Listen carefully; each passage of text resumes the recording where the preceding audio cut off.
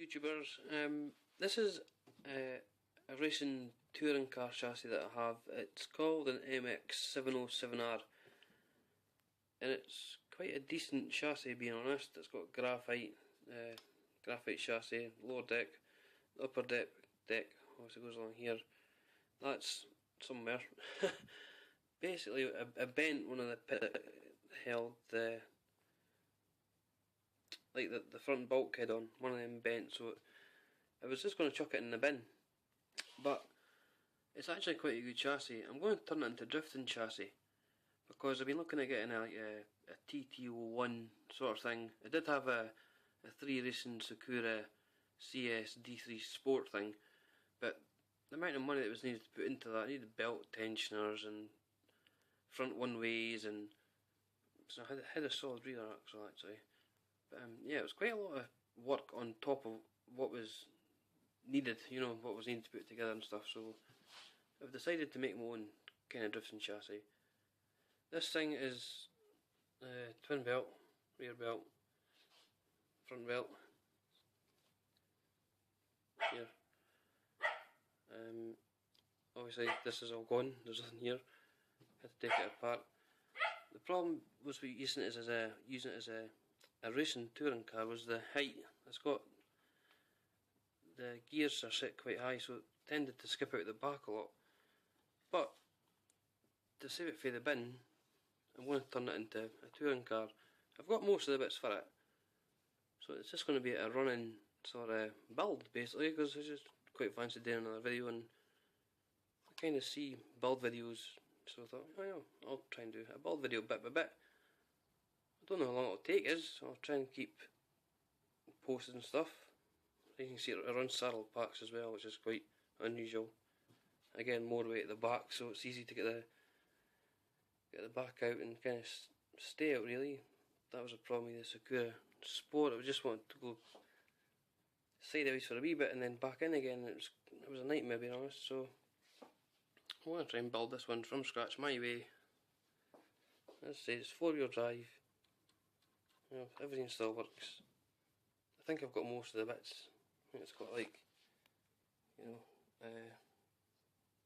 anti-roll bars and stuff. Anodised coloured bits. Yeah, so let's give you a look at it just as it is just now. It's relatively good condition. I actually bought it for £50 off of eBay as a whole car, and being honest, it done well. The chassis, done a bit of research, and it was a £180 chassis at the time. So I thought, hey, there's no point in throwing it out if I could do something with it. So yeah, I'm going to try and do a build video. There you go. This is the extent of the state of the chassis. It took me 20 minutes to find the front arm, and the only reason it's the right one is because it's got the blue part on it that matches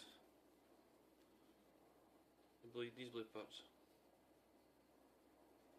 That's the extent of the scale of the job. That's the first steering arm back together. It's got the drive shaft in there and things. That's taken about 20 minutes to get that far. Had to get the E-clips on. Oh, it's just a nightmare. This is the other one.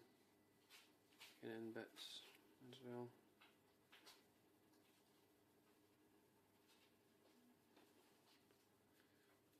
This is like the steering arm.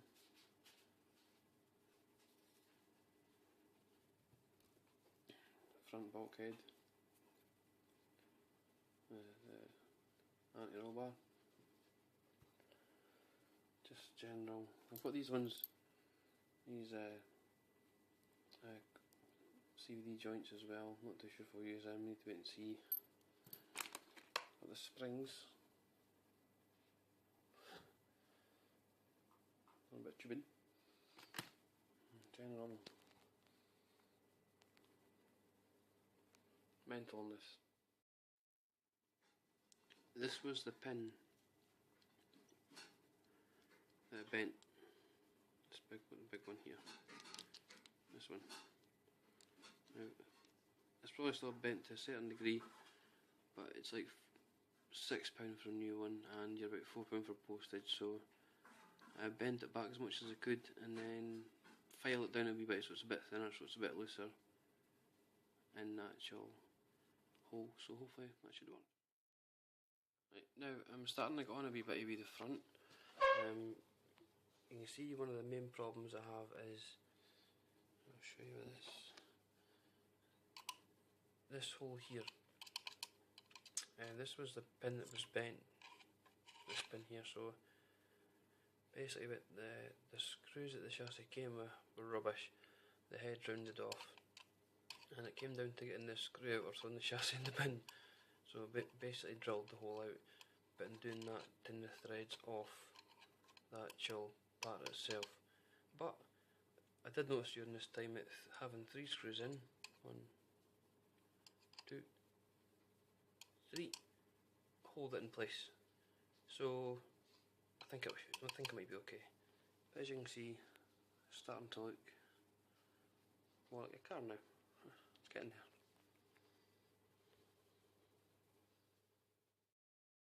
That's the front bulkheads on now. Give a bit more strength to the front part as well. So it's looking a bit better anyway.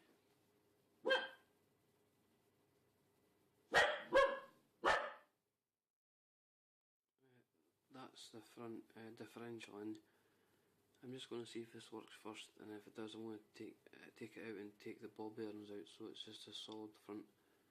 I don't think I'll be able to get a one-way for it. I'll need to get the dimensions of the proper actual part itself, so we'll just see what we've got in just now.